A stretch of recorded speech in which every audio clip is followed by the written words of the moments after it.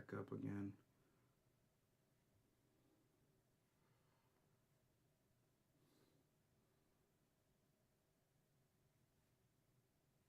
Oh yeah. All right, there we go. All right. Sorry for anyone out there who was watching. But Drew, closing thoughts about Hellblazer. Closing thoughts are that it was just it was cool. It felt familiar but also new.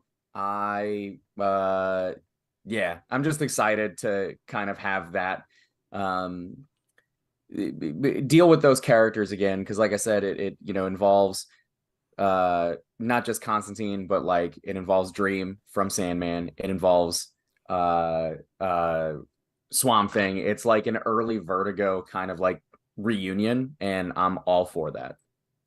All right, very nice, very nice. Wait, Ethan, quick question. Are you a fan of Constantine at all? Oh yeah, yeah. I think Constantine is a very cool character. I've been a fan of his for a while. I mainly know him, not mainly, but I've read him a lot in the Justice League Dark books. I actually recently read the New 52 run of that. I'm Yeah, kind of like inching my way back towards like certain books that I ran away from because I hated that era. But I hated the New JLD, 52 era also so yeah, much. it's a very sore spot. Don't talk Yeah, to me about Tim Drake because I'll lose my mind. yeah. Anyway, but I actually read a lot Justice League Dark stories during that time, and they were actually very good. And I really like how Constantine was portrayed, and I'm very kind of critical about him because sometimes he's written iffy. Like they had this Batman urban storyline that Mm, I really didn't enjoy how he was portrayed. So I'm very critical about how they write him. that's fair. That's fair. Yeah. Um, I think what I want to do, Drew, is hop on to the previous title, and I got to read that, and then hop back onto this one because I read this issue. I just was lost in who's Yeah, who. I mean, there's that recap at the beginning, but if I'm being honest, I read that recap just to make sure that I was like on the right page, Yeah, and I felt like the recap didn't do very much to recap the story so far. I maybe that's my fault. I tend to skip the recaps, Yeah, like unless I really have a reason to. I just thought this was a brand new start, and it's Constantine in America, and it starts off yeah, with this like corpse like seeing a porn from the hill, and then he like yeah. goes down the hill. Cool. I'm like, all right. Um, uh, uh, Hellblazer. Yeah, I don't know. I don't know. It was okay. I'm excited what's to come, I guess, or morbidly curious. Ethan, what is your pick of the week? So, kind of to contradict Drew, Superman issue number 10 is my favorite of the week. It's probably my favorite like Dawn of DC initiative book that's on the shelves right now. Like the I'm really series, enjoying. or Yeah, this one yeah. specifically? Right, yeah. So the whole series is my favorite of the Dawn of DC initiative, and my favorite this week is Superman issue 10. Okay. Yeah, yeah. I I mean, I think we all did. We all read this one. Yeah. I think yeah. Ethan, tell me why this was your pick of the week. So I think, and maybe this is coming off of the heels of Daredevil, which I don't think is doing the same thing the right way, which is kind of incorporating these different elements and doing them very thoroughly in terms of just like you getting enough like various characters coming in without it taking away from Superman's narrative. Mm-hmm. And for this specific issue, I like that like Superman went back to the Wild Wild West. I like that we got more with Marilyn Moonlight. She's been a character that I've been very interested in since the beginning of the series, and we're Yeah. finally getting that payoff. And I like seeing Superman in this setting, which was cool. I like seeing the return of Terra Man. There was just a lot that was really intriguing. It moved the story forward in a really like fascinating way that kept me engaged the whole way through. What do you like about Terra Man?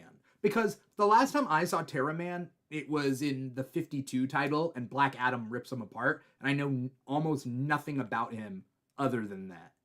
Yeah, I mean, I'm not like a huge Terra Man fan. Like, I actually forgot about him, but I Yeah. thought that it was a cool kind of like semi-random character to pull into it. I just like when you kind of bring in the oft forgotten character. Like, hey, was this person's up to. So it's like, Yeah. oh, he's in the Wild Wild West. I just like when characters aren't forgotten about and they don't remain in limbo. So yeah, like, I was like, oh yeah, Terra Man is a thing that exists. So that's what it was more about, not so much as like, oh, I'm a huge fan. Okay. I was like, oh, I mean, Terra Man out of everybody, I'm like, I would be surprised if Terra Man ever got a live action adaptation. And I could be wrong. Maybe he did in a CW show, but as far as I remember, he hasn't. I've seen every CW show, DC show, except the end of Legends and some of Arrow, and I feel like he did not show up. But I feel like there's a chance of him showing up in the DCU live action, just because it feels like the type of character James Gunn would actually do. What is Terra Man's story? He's just a Wild West guy with like advanced weaponry.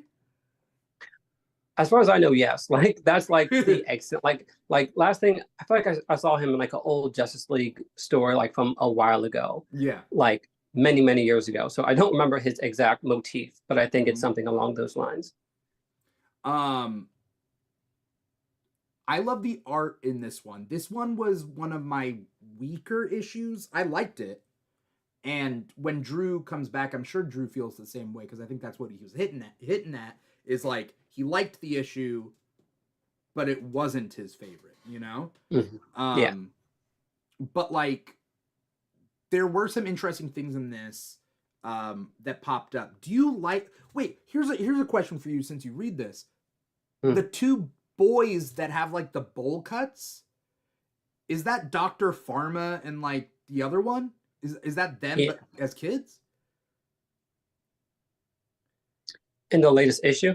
Yeah, the kids in the past who have the old lady. Who's the old lady and the two kids? Yeah, I think that is them. Okay. Yeah, it's Farm, yeah. Is that what his name is? Farm? Farm, yeah. What's Dr. the other Farm. one? What is it? Dr. Farm, and because that's his brother and he's his assistant. Farm, and it's gonna hurt me. Yeah, to like I'm kind of lukewarm on them. Like I like the premise, but I don't feel particularly drawn to them. And perhaps maybe that's why I lean more towards this particular issue, is because we got like a change of scenery. Yeah. But overall, I'm liking the series a lot, and I guess I'm a sucker for like time travel stories as well. Yeah. I didn't know about Marilyn Moonlight and like kind of like her backstory. Mm-hmm. She's a ghost. When did we find that out? Just this issue actually. Like this is the first time that we see her origin story. Because she's been like hinted at, like, because she's the spirit of Metropolis, which is also a very cool idea, that like she's like almost this living embodiment of the city, and she's like this forgotten entity. And I really like that aspect. I feel like my only other issue with the issue was that like we didn't get enough of it, and I could tell that they're still trying to keep her a secret. But I still wish that we got at least maybe like 2 pages instead of 1, because it was just a super vague origin story, and I want more. And I know that we're gonna get it. I just don't know when, because Superman vows to find out the truth of who did this to her. So that sets up another very interesting mystery. Yeah. Yeah. She's cool. Yeah. I just don't know where to start with her, you know? Yeah. And I feel like I'm pretty sure she began in Superman. I feel like she's like a Jamal Campbell creation. And so I think that we will learn more of her story in this, unless she gets like a mini series or something like that, which I would really love if that happened. Even if N.K. Jemisin wrote her, and she did Green Lantern Far Sector, which was an amazing book. Like, I'd love to see her write Marilyn Moonlight. Yeah. Mm-hmm. I would like that. I want to know more about the character, but I feel like this is Superman's story, so like it's tough sometimes. But there's so many characters in this run. The whole Revenge Squad. I don't know if you guys are reading Wonder Woman. It's not my pick of the week just yet, but they have a Wonder Woman Revenge Squad essentially, and then like in this one they have the Lex Luthor Revenge Squad. They're doing like the greatest hits in all Listen, these titles. At some point tonight, I'm hoping that we do talk about Wonder Woman because We will as long as we pay attention to the time. But yeah. My pick of the week. Oh, what's up? I was just gonna say, I dropped for a little bit because the same thing happened to me that happened to you a little bit ago. My internet just kind of like stopped working. Stop copying me. I know.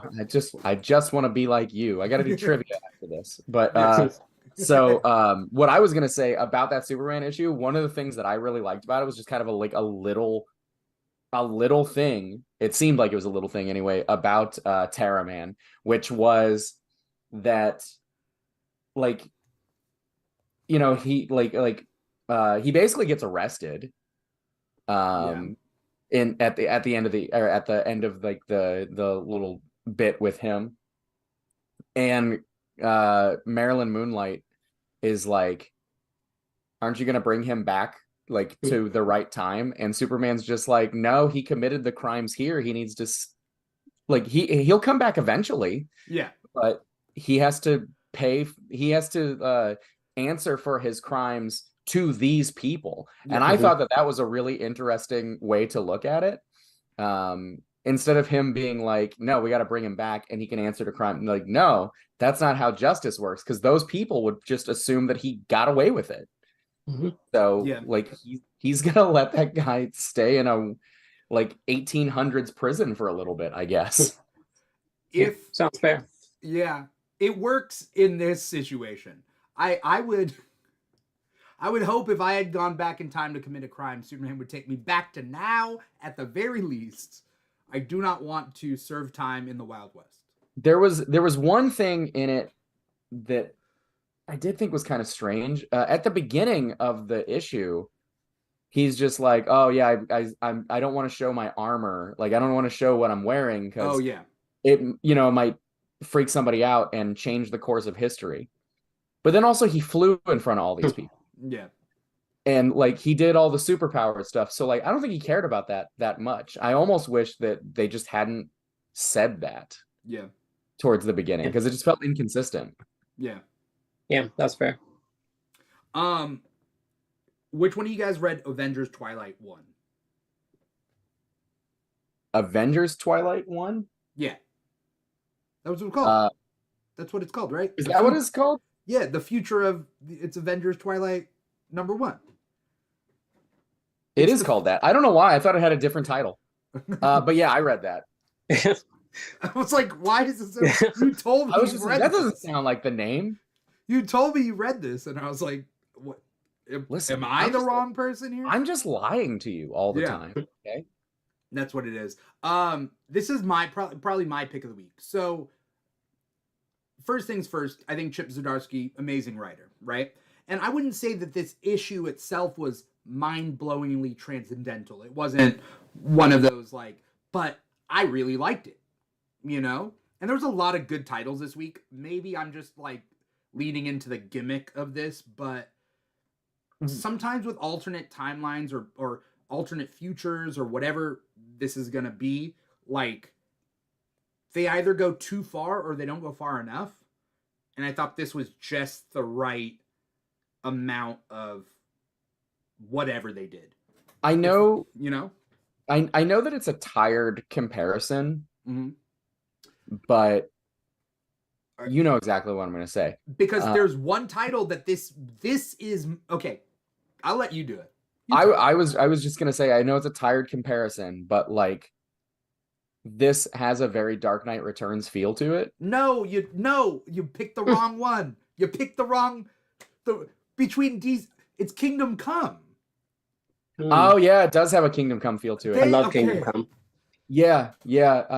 This is Marvel's Kingdom. Well, I wouldn't say Marvel's because they're really steering clear of the X-Men, and they spoiler alert, they kill Spider-Man pretty early on. Like Spider-Man doesn't even get old age. But it's like in a good. It means something, right? It's a good scene. Yeah, but this is the Avengers version of Kingdom Come.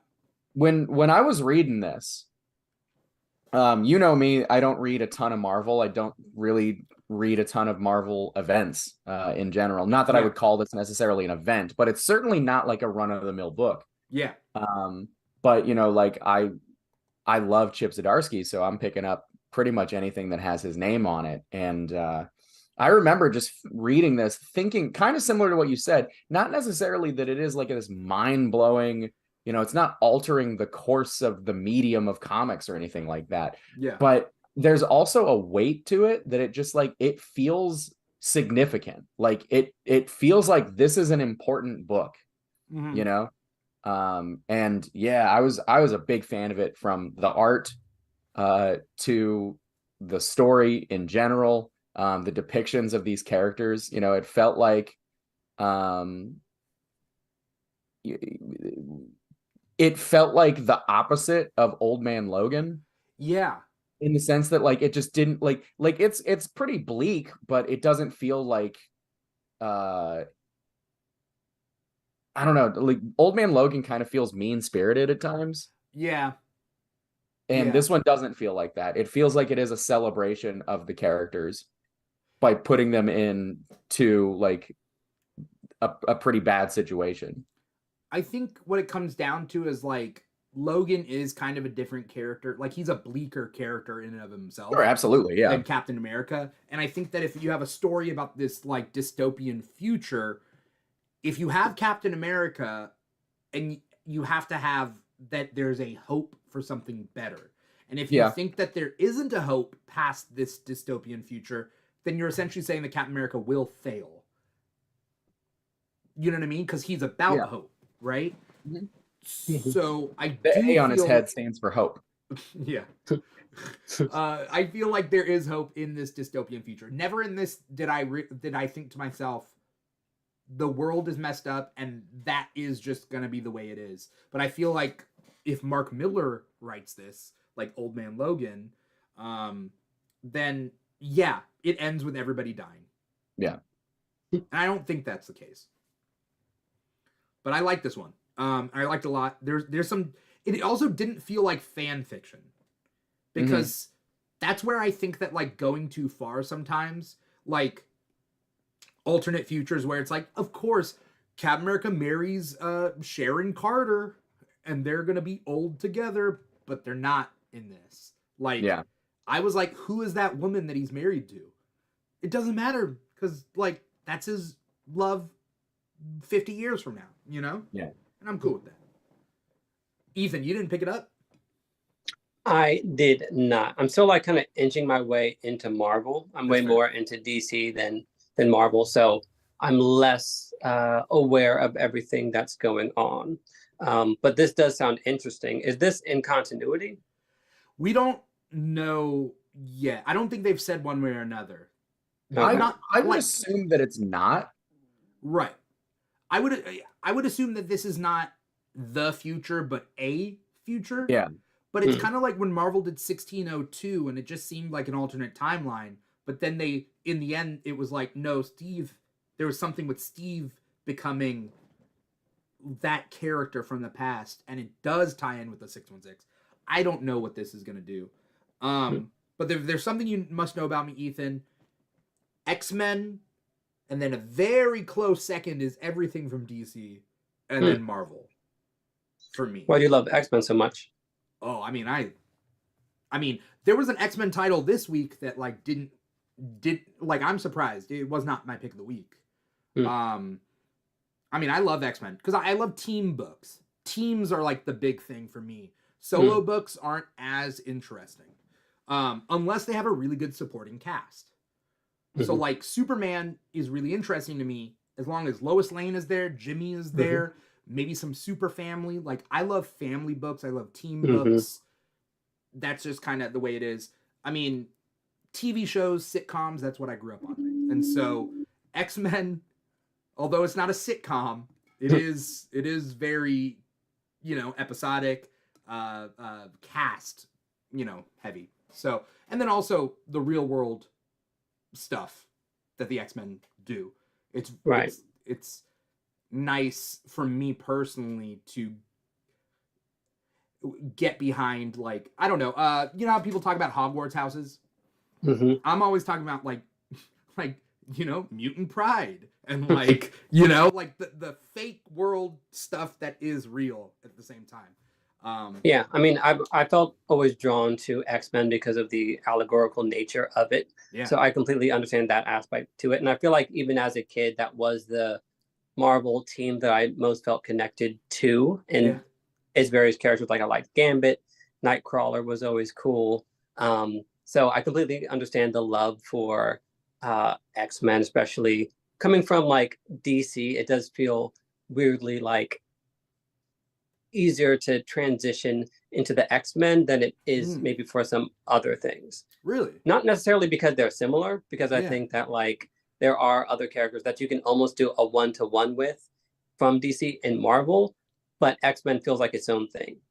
I think it. I don't know if Drew has an opinion about this, but like I think it may be because if you like X-Men, you don't like the Avengers, or like that there's almost like a rivalry. And if you like the Avengers, you don't like the Justice League. Is that like roughly like so? Then ipso facto, people who like X-Men could like the Justice League because they're two different sort of teams. Correct. Yeah, that sounds right. Like I find it sometimes hard to get into Avengers because it doesn't feel as like stable as Justice League. Yeah. Like I just feel like DC in general has like an order to things, from like the Trinity to who's on the team, like the main seven. Whereas with Avengers, it just kind of feels like, oh, sometimes this Fantastic Four member's on the team, sometimes Venom's on the team. It's like a smorgasbord of randomness. So Yeah. that sometimes creates this wall that prevents me from crossing over. Yeah. At the same time, that era in like the mid 2000s, when the Justice League was just like everybody, Mhm. you know what I'm talking about? Like Mhm. like they were just so, you know, it's like the Justice League of America. I think it was the #1 issue when they relaunched it with Brad having, Meltzer. Yeah. Oh yeah, yeah, like, yeah. it had that Ed Benes cover, the two covers Mhm. that connected, where it was just like the entire roster of anybody who's ever been on the Justice Mhm. League. I have that on a poster behind the green screen. Yeah. Yeah. Yeah. I really liked that stuff because you Yeah. know they were constantly bringing in characters that I didn't know about at the But they all have time. a history. That's the cool thing about the Justice League. Is like Yes. when they brought in Red Arrow. Red Arrow was a Teen Titan, right? And then he's on the Mhm. Justice League, and like Ollie's not there, and like there's that like same with Wally, same with Connor Yes. Hawk when he joins the Justice League. Like that, I love that about the DC universe. Yes. That's what I'm talking about. Like there's an order to things. And Yeah. I just love that like passing of the baton and the graduation, from Teen Titans to Justice League. There's like this like gateway that you have to cross, and then you can like reach Valhalla when you come to like Justice League, because that's like the cream of the crop. And I do remember reading that Justice League run and seeing like all those characters like Power Girl and Firestorm and all these characters that I like was learning about that was very cool, of like getting a better introduction into these other DC characters. Yeah. That run is where I learned about like Red Tornado. Yeah. That was how I learned who Vixen was. You know, Yeah. like these like characters that, frankly, like characters that I wish that we saw more of. You know, They took that some had their big little swings with that run. I mean, well, look at who worked on it. Brad Meltzer for a while, Jeff Johns for a little bit. Yeah. Dwayne McDuffie.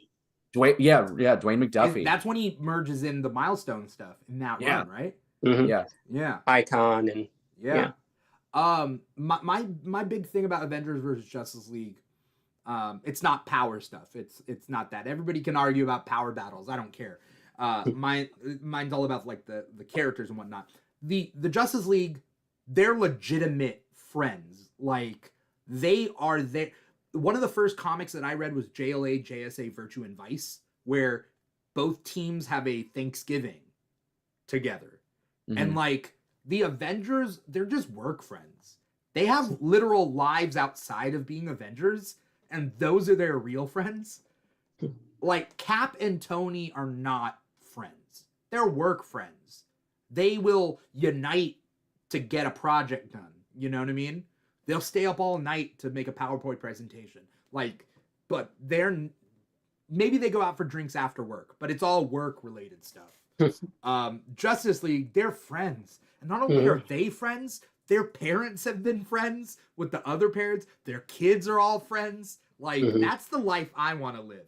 And then X-Men, X-Men are also, they're found family. They're friends till like the end, whether or not they're trying to kill each other or not. Like, they're way more dysfunctional. But the Justice League, you know, Avengers, at the very best, they're work friends. Yeah, X-Men, like when I read it, they feel like a toxic friend group, but you also love to watch them. X-Men, like that's that's the vibe that I got like reading X-Men. I mean, X-Men are the friends that are in drama together, where everybody is either like hating on each other or sleeping with each other. Yes. Like, that's that's what it felt like. So X-Men is marching band. Oh, is okay. Were you in marching band? Hell yeah, I was. I was in drama, so that's what I'm drawing from. Look at me and tell me that you didn't already know that. I bet you could guess what instrument I played. Trombone? Nope. Oh. Trumpet? I held a trumpet. What'd you held a trumpet? I was a saxophone. One time at band camp? All of the stories about band camp are true. Yeah, that's cool. Well, anyway, so we got about 20 minutes. We're gonna recap literally everything that we did. So we'll keep it short and brief on like talking about stuff. Though there will be, you know, titles that we all overlap on. I'm also curious about our singular takes on the stuff that only us read as well. So we got so Superman Lost, number 10. Did you guys read this one? I did, yeah. Ethan, I'm waiting for I was waiting for the whole thing to come out so I can read it in one go. Are you okay with spoilers? Not okay. It's up to you. No. It's cool. I don't know how this ended. I also don't. I'm so confused by the ending. Maybe I'm not even going to spoil anything because I don't know how to spoil it. Christopher Priest has been doing some kind of experimental stuff. I don't want to say experimental, but like he's been doing some he's been messing with structure when it comes to like the last few things that he's read. He did it in Deathstroke, he did it in Black Adam, and now he's doing it I should say the last thing he wrote, not read. He did it in Deathstroke, he did it in Black Adam, and now he's doing it with Superman Lost. And all of them have like a similar like they're all linked by the same way that he set up certain pages, with like every single one of them has the black panel that has like chapter names you know. And so in that regard, I feel like all of them are related in some way, even though that none of them have anything to do with each other. It's almost like I feel like if you read all three of them back to back, you would notice like thematic similarities. Yeah. Which is probably something that I need to do, but Superman Lost was great. I really enjoyed it, but this last issue I was kind of just like, I don't know how this happened. What happened? I think I might have to read it back from the start, maybe. That's what I feel like too. It's been 10 months, I guess, since I've read the first issue, right? Yeah. And we're gonna move on, but like the title of my article, I think I'll write an article on it at thekeegshow.com. Superman Lost Me. Award-winning work. Yes, right there. Thank you. Just from that article title alone. Yes. It lost. Watch out, Lois Lane. I can spell better than her. I'll tell you that. I like how it's like canon that she's a bad speller. Yeah. It's such a rando thing to have, like for. I feel like she's so angry that she would just type very like heinously. As somebody who deals with writing all the time. Yeah. Some of my students who are great writers are just bad spellers. Yeah. They are. Yeah. Makes sense. You know, it could also be the dyslexic kids that like are into art, you know? And like maybe spelling isn't their forte. I'm a really good speller. 5th grade spelling bee champion. District. Boom. Went to City Hall and got an award. Anyway. moving on. And look at you now. Look at me now. So okay, so that's Superman Lost. See, no spoilers there. What? We can't really spoil it. Ethan, what's a book that you read this week that you really want to make sure we talk about?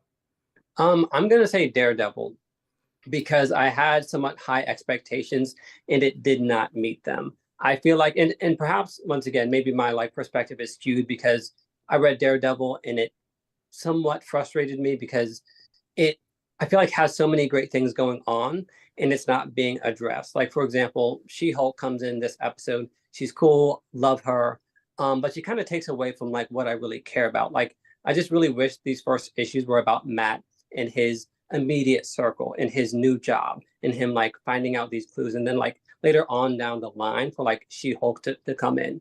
So it felt more of like a distraction issue. There were some good things like I like seeing Matt use his abilities to like hear her heartbeat and like sense the air around her. I love that type of stuff. But just in terms of like how it was not necessarily like comical, but it just like changed the tone of what I wanted it to be. And it didn't really get to like the main plot points. And there's so much going on with like the like demon possessions with the street gang, like the Heat and Bullseye. It's like there's all this stuff going on. It's like being at a carnival and just like standing by the bathrooms or something like that. I'm just like, I want to get to this story. I want like character development, and I'm not getting it from Daredevil. I read it also. Drew, did you read this one? I'm behind on Daredevil, so I didn't get to this one. I was so caught aback by She-Hulk's portrayal in this and the art, because the art switched up in this issue. I was trying to make sense of this art and then She-Hulk being so bombastic. Is that the right word for it? Like she was very in your face. And I'm like, is this just the portrayal of She-Hulk in this issue? And then you turn out, like she's been possessed by a demon, specifically gluttony. So spoiler alert, this is a 7 deadly sins story. So I didn't go back to the previous issues to figure out which sins were the other 2, but this one was gluttony, and there's 4 left. Yeah, and like that's what I wanted to see, like it taken a bit more seriously. Like I just wish that like with dealing with Matt's Catholicism and his new job as a priest, there's like a lot of things that you can really like delve into, and it just felt like a very like top surface level, superficial kind of approach to gluttony. And I'm someone that like that loves theme and like wants to know how gluttony like relates to Matt, and I didn't really get that. So it's like the premise is great, the elements are all there, but how it's all put together just doesn't work. The food looked really good, which made me wonder if they just picked the artist that could draw the best food. Perhaps maybe that was the key feature that they were looking for. Yeah. If so, then they succeeded. They did, because the food looked amazing. The food was the best looking part. I got hungry, so I guess I know, right? And they were talking about food a lot. Like it was a very food-centric issue, which I guess maybe in a couple months I'm going to look back on it and be like, oh, that was a superb issue. Maybe I'm too close to it right now. Maybe. I think I'm going to feel the same way. Just because I really want to like love this book, but once again, there's certain things that I want that I'm not getting. So unless the theme was gluttony, like I know it, like the meta production of it was gluttonous in a way. I don't know. I don't know. Drew, what's a book that you read this week that you could sum up your opinion in one sentence? New James Bond book. Okay. Garth Ennis writing James Bond, but it's not The Boys. Is it good or bad? I liked it. Okay. I literally only picked it up because it was Garth Ennis, and I kind of wanted to see. I haven't been too keen on a lot of the stuff that he's been doing for a while. But like he wrote Preacher, and like I loved Preacher, so I always kind of have a soft spot for him. And I figured, I'll give this a shot. I've never read a James Bond book before. It does have some Garth Ennis in it. I don't necessarily think that I would be able to pick it out of a lineup if you just gave me some panels and was like, who do you think wrote this? But yeah, he's in there. His DNA is in it. That's for gross. sure. But I'm not a fan. I'm not a fan of Garth Ennis. Same. Yeah. Yeah. His Punisher run, I do like his Punisher, but that's the only thing I like from Garth. Yeah. Ennis. I mean, it has a classic kind of Bond feel to it. Yeah.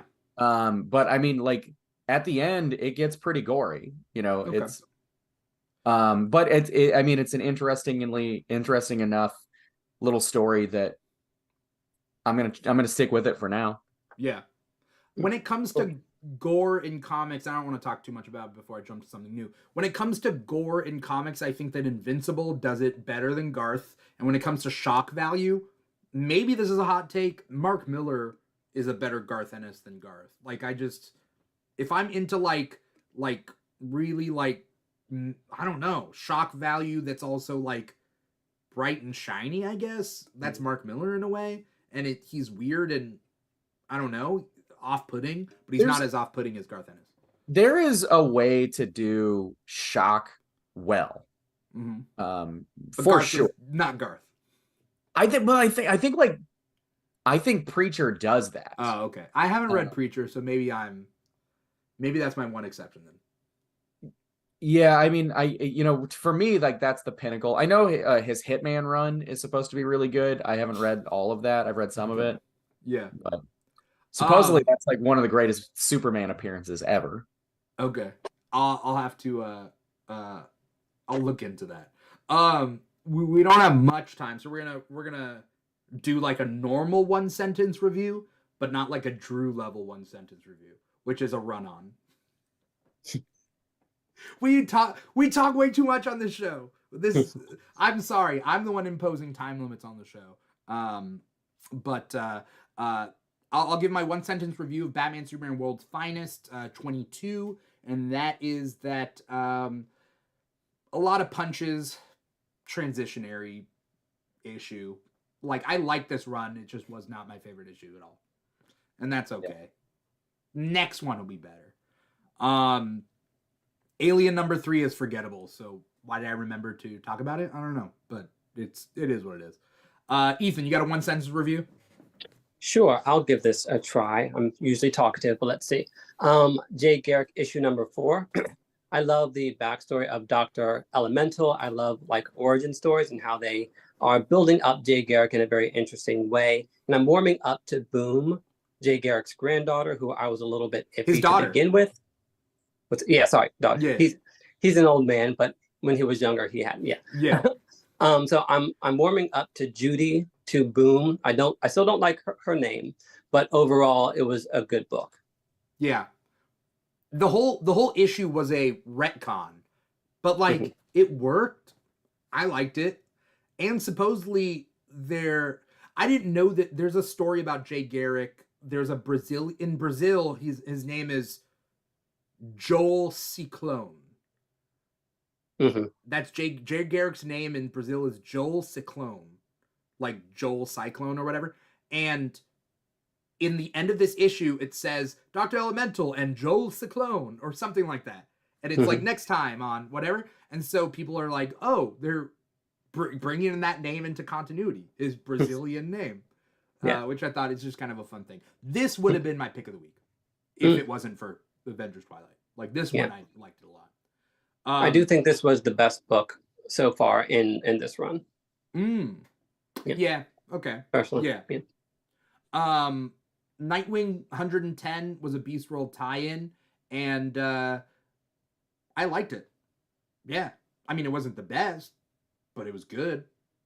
Like an 8 out of 10 issue for me. I don't know if you guys have any opinions. I've fallen behind on Nightwing, so I didn't read it. Yeah, I'm a few issues behind on Nightwing too. Okay. I like this Beast Girl character. character. She's not named as her name's not Beast Girl. Her name's Apex or something. Apex Ava. And I'm not gonna say she's my type, but also, you know, moving on. What else do we got? One sentence reviews for Drew. The Deviant. I think The Deviant continues to be one of the best horror comics. I mean, James Tynion, that is his bread and butter. Yeah. Him doing horror is so good.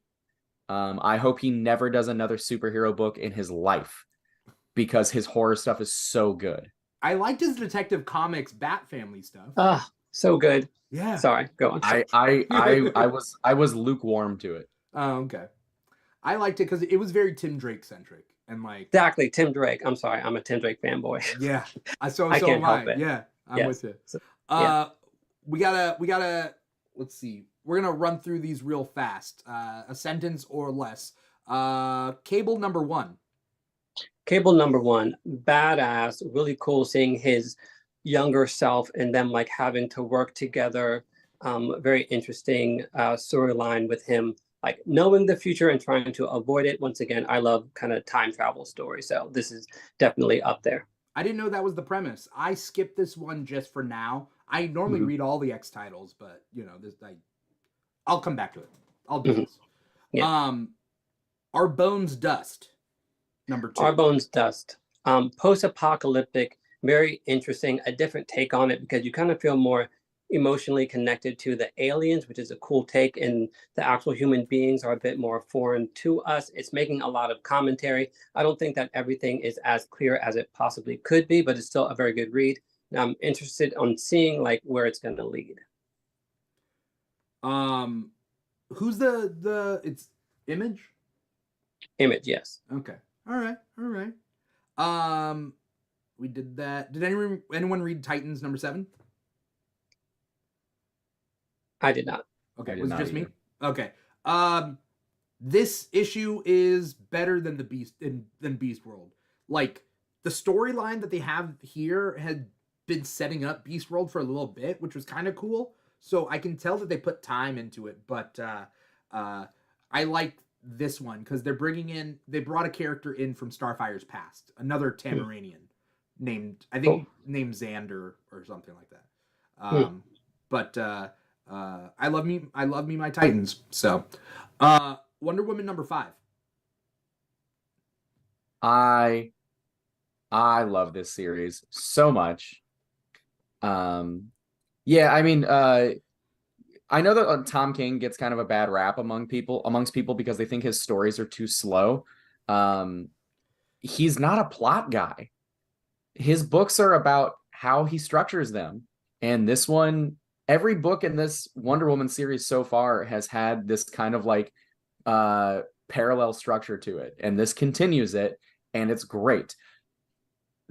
The best thing that I read like in a book, the best little bit that I read in a book this week was Donna Troy challenging Wonder Woman to a video game. Yeah. Injustice. It was Injustice. Yes, it wasn't Injustice. No, it can't be, but yeah, it was. But yeah, I mean, and her using Superman. There is so much character stuff in that section.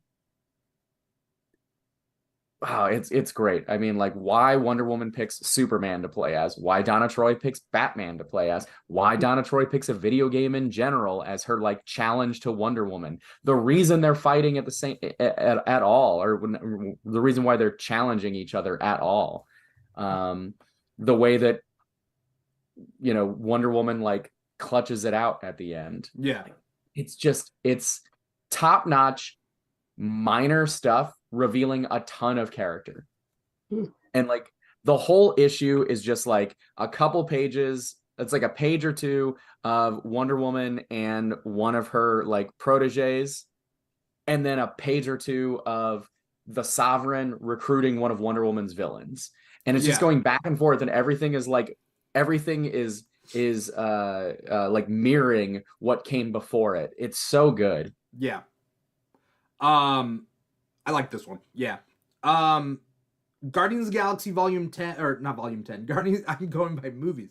Guardians of the Galaxy issue number 10. I don't know how this is going to end, but this one at least was a little bit better than issue 9. It started off strong with issue 1 and 2 and like 3, but then it kind of lost itself, and I don't know where it's going to go, but I'm cool with it. Invincible Iron Man number 14 is an X-Men title.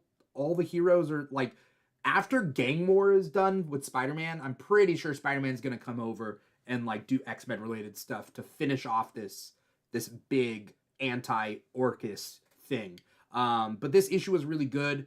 X-Men number 30 was also really good. I don't know, it's just X-Men stuff. If you like X-Men, you know, and it's closing out everything that it needs to close out. Amazing Spider-Man 42 was also good. I don't know, like, stuff is good this week. And Fantastic Four 16, if you like science, it's a very science heavy, kid heavy issue with the Richards kids and with Ben Grimm's 2 new adopted kids. And I thought it was like really fun. It was like a sitcom episode. And yeah. Who read What's the Furthest Place from Here? I was going to, and I didn't get to it. Oh, okay. All right, that's fair. And then Green Lantern War Journal 5. Good. All right. Is it worth me going back? I read issue 1. Is it worth me going and back, like catching up?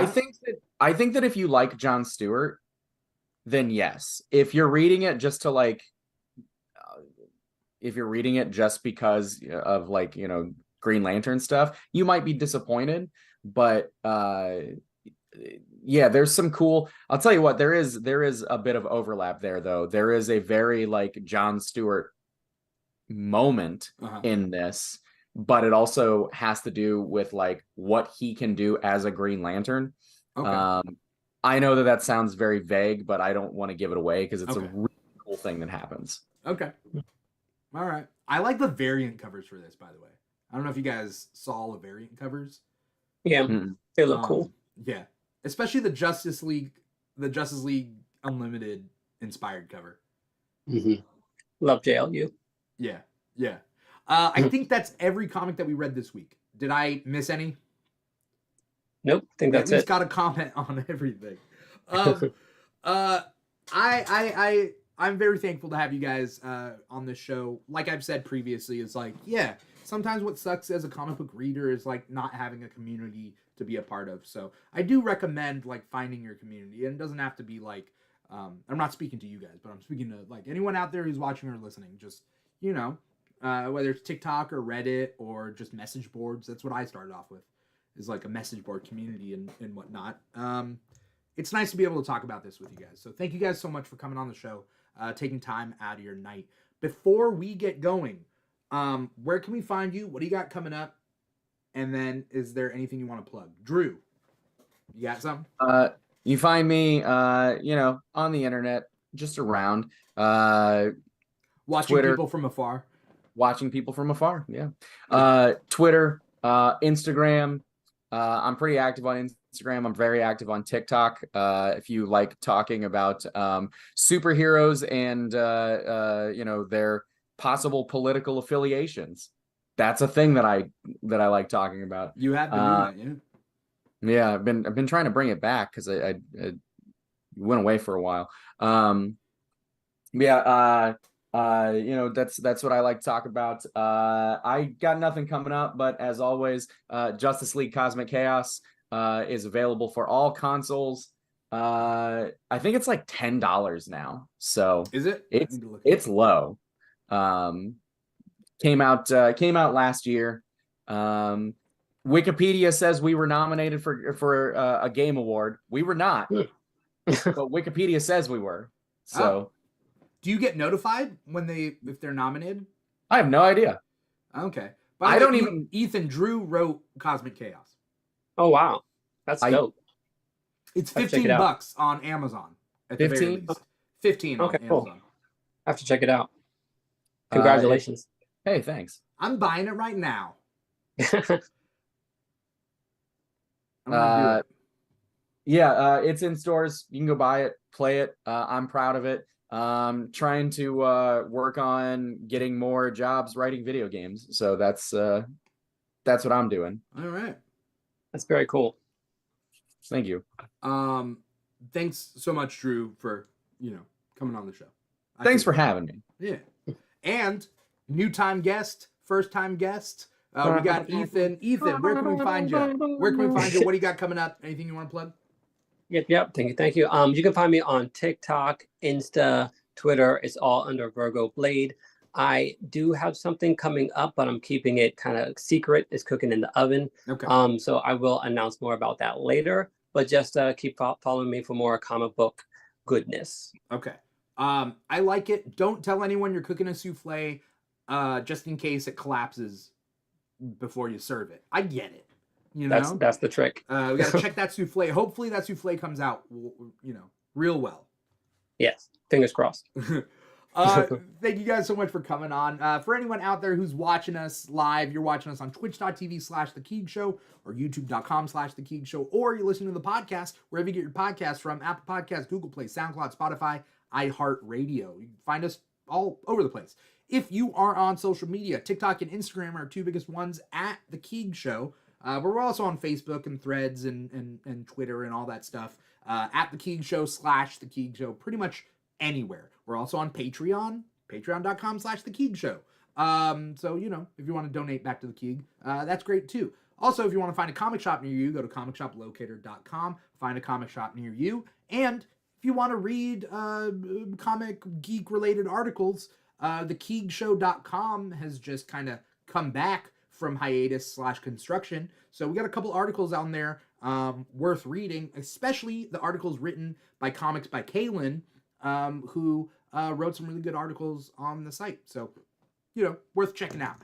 Other than that, that's pretty much it. This is Comic Talk. It's brought to you every Thursday, 5 p.m. Pacific, 8 p.m. Eastern. We also have our weekend show, which is either on a Saturday, Sunday, or sometimes Monday nights, called The Keeg Talks, where we talk about a different thing every week. This week on Monday, The Keeg Talks Monarch Legacy of Monsters. If you watch that show on Apple TV Plus, you might want to tune in for that podcast. That's pretty much it. Thank you guys so much for coming on. Thank you guys for watching. Once again, I'm your host, Dimithri Perera, and this has been Comic Talk for the week of January 18th, 2024. Take care, everybody. Bye-bye.